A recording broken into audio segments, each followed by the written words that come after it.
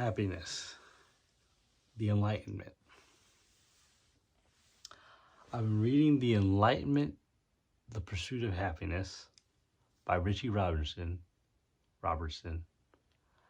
and I plan to read the whole thing and go through a sort of express my thoughts on it throughout the reading. It could change throughout the reading. It could stay the same. I doubt it'll stay the same. But this is the first video of a series that I'm working on where I express my thoughts on the book. So, starting with the first chapter, I believe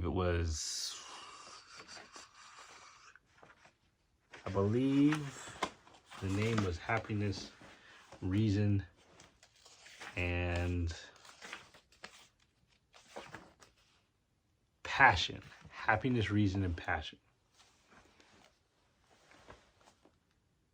The first opening line of the book explains that the Enlightenment declared that happiness was both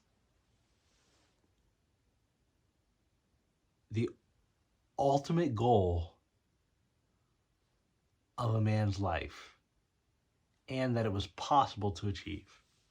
That's what the Enlightenment declared, according to the book. Now,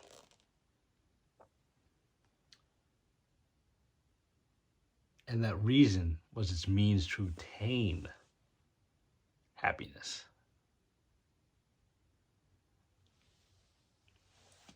Now,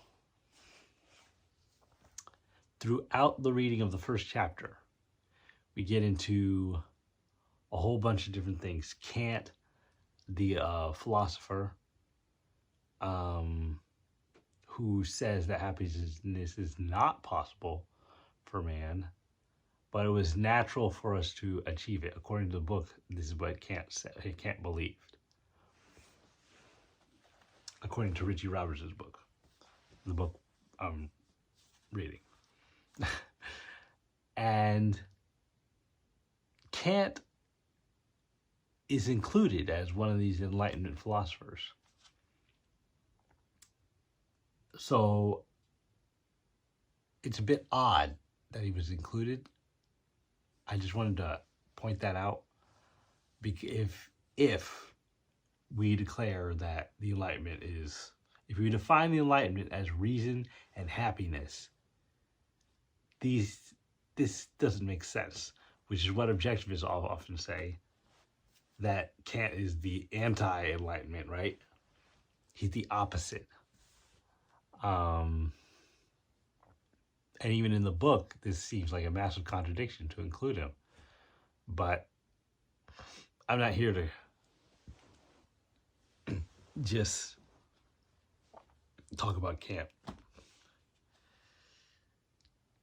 Today we have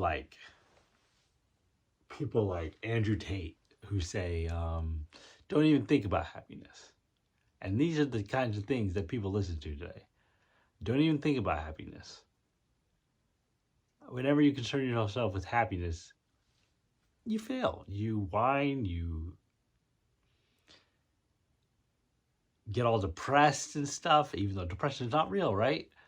But I don't even think about happiness, Andrew Tate says. I just work. And I feel like this is a stark difference from the way Grant Cardone explains it. I don't know if you know who Grant Cardone is. He's a sort of a financial YouTuber or a real estate guy. He once said, "You're happy to the extent you're productive," which to me sounds kind of nice. You know, that means if you put in the work, you'll be happy. I don't know if he's saying, like Andrew Tate, to ignore happiness. I think that these are just showy phrases, you know what I mean? Because they don't go into detail.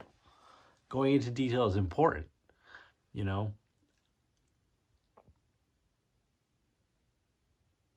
Why would being productive lead us to happiness? They don't answer. But the Enlighteners, they all believed that it was possible and that your means to getting there was reason. Even though they were all, a lot of them were still sort of had some form of faith in a higher, in a God, a higher power or something, whatever you want to call it. They believed in something, a lot of them. Most of them were not atheists. Now, when we define something like the Enlightenment, you have to realize that defining something is about isolating. It's about identifying variables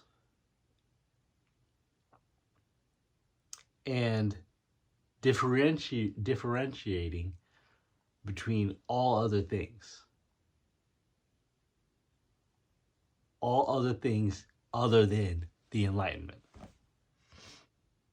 All other periods besides the Enlightenment. Previous periods, primarily. So I contend with the way this chapter is. I'm going to skip the talking about the witch craze because that didn't interest me at all.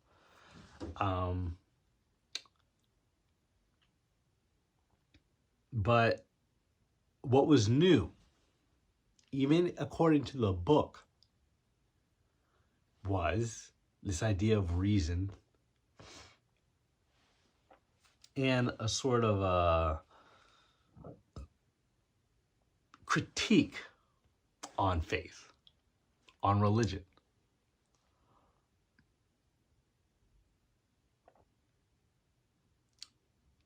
And that a lot of the Enlighteners believed that happiness was possible in this life. Whereas, oftentimes, prior to the Enlightenment, according to the book,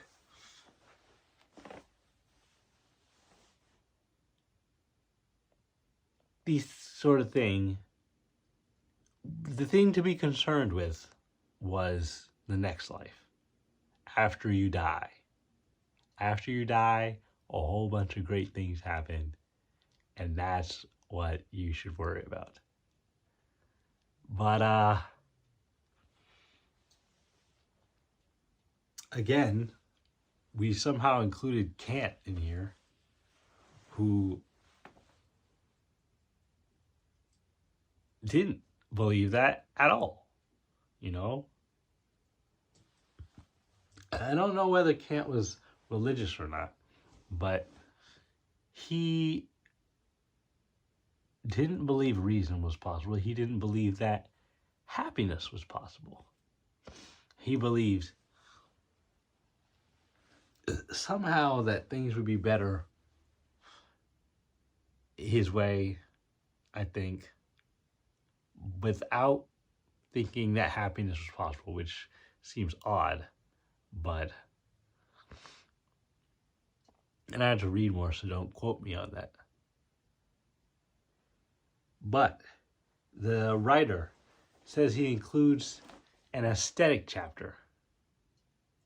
He includes an aesthetic chapter, which we haven't gotten to yet.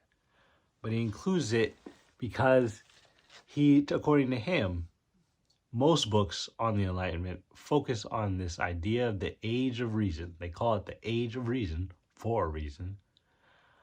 And he would like to focus on something else that was going on during the Enlightenment, according to him, which was the passions, the emotion, art, and all these things, you know? And this is strange. You know? It's strange. this is kind of the reason why this question, is happiness possible, I think weighs on the minds of people even today. You know what I mean? Because it weighs on your mind because of this idea of emotion versus reason. You know what I mean? Which is why I'm so into Ayn Rand and stuff. Because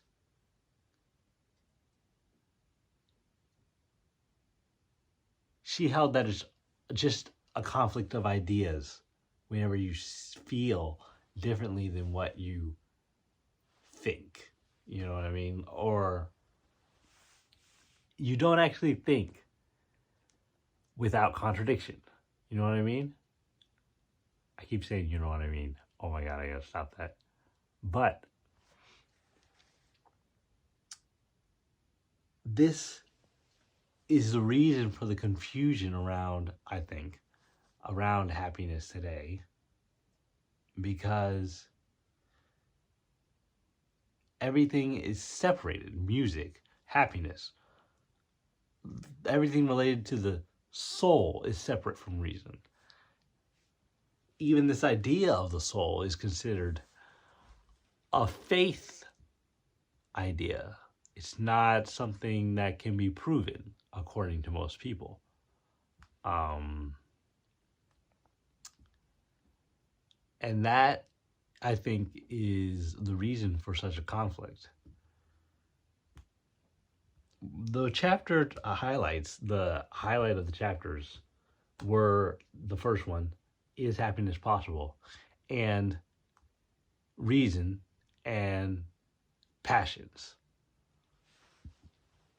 Because in those chapters, they got into some of the greatest issues that have not been resolved in most people's minds. These things are not resolved. These things are debated today.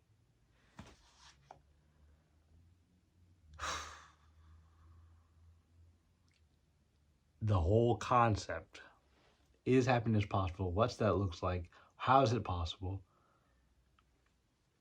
Is reason possible? What does that look like? How is it possible?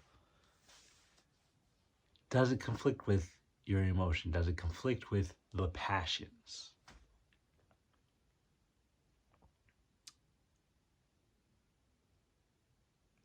I will try to integrate the next chapter with everything we talked about from the first chapter.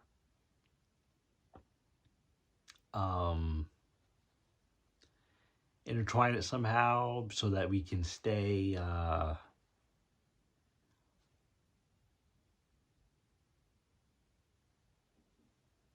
don't know the word, but that's about it. All I have to talk about it today. I need to read the next chapter. I've almost finished it, honestly.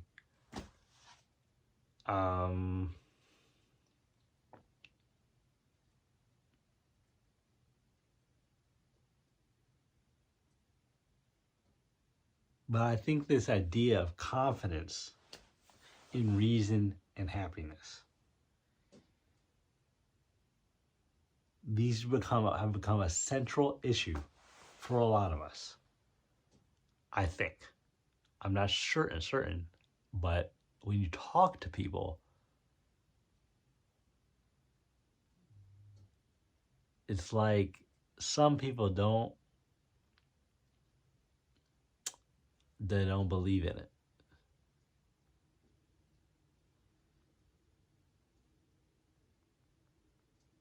We ask questions like, can I keep on? Or maybe that's for other people with bigger brains. If the answer is yes, then why?